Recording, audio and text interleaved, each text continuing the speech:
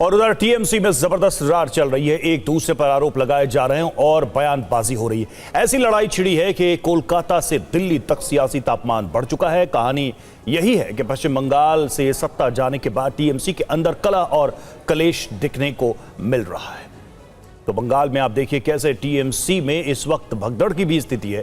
बंगाल में हार के बाद टीएमसी में रार बढ़ी है, तकरार बढ़ी है।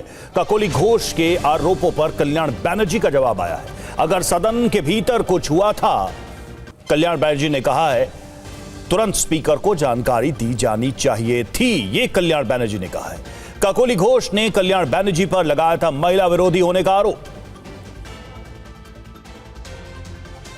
अभी जो एलिगेशन है तो भेज एलिगेशन है, इसको क्या हम उत्तर देंगे? किसको बोला है, कब बोला है? प्रॉब्लम है उनका, हमारा सोच है उनका कुछ मनसा है, तो मनसा फिलअप करने के लिए वो ये सब कर रहे हैं। ये मेरा डाउट हो रहा है। उसको चीफ व्हिप चला गया इसलिए उनको गुस्सा हो गया, हमको चीफ व्हिप फिर बनाया। वो 5 लाख रुपया नारदा में लिया था, तो उसका उनका एगेंस्ट में प्रोसिक्यूशन होने के लिए सैंक्शन का जरूरत है। वो स्पीकर का पास मांगा था, स्पीकर अभी तक नहीं दिया।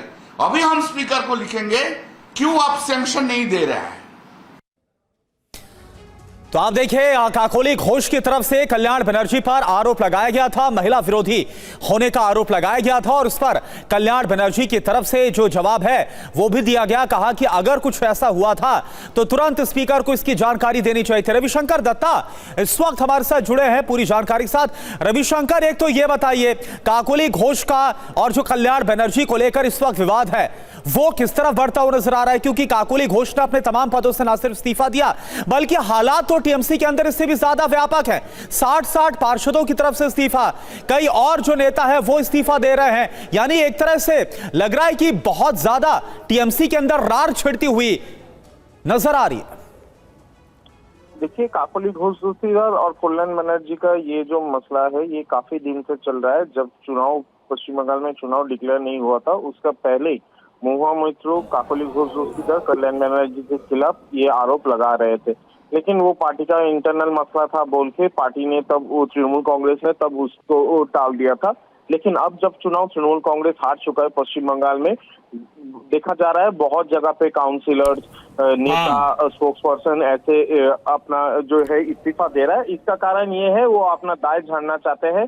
पार्टी का ये जो व्यर्थता है या तो फिर पार्टी का ये जो हार हुई है उसका दाय वो नहीं लेना चाहते। और सामने क्योंकि कॉर्पोरेशन चुनाव आ रही है और 2 साल बाद यहाँ पे लोकसभा चुनाव है, इसलिए अपना रास्ता साफ करने के लिए ऐसा माना जा रहा है कि तृणमूल कांग्रेस का कहना है, ऐसा माना जा रहा है कि वो अपना रास्ता साफ रखने के लिए दूसरा पार्टी से कैंडिडेचर लेने के लिए ऐसा कर रहे हैं।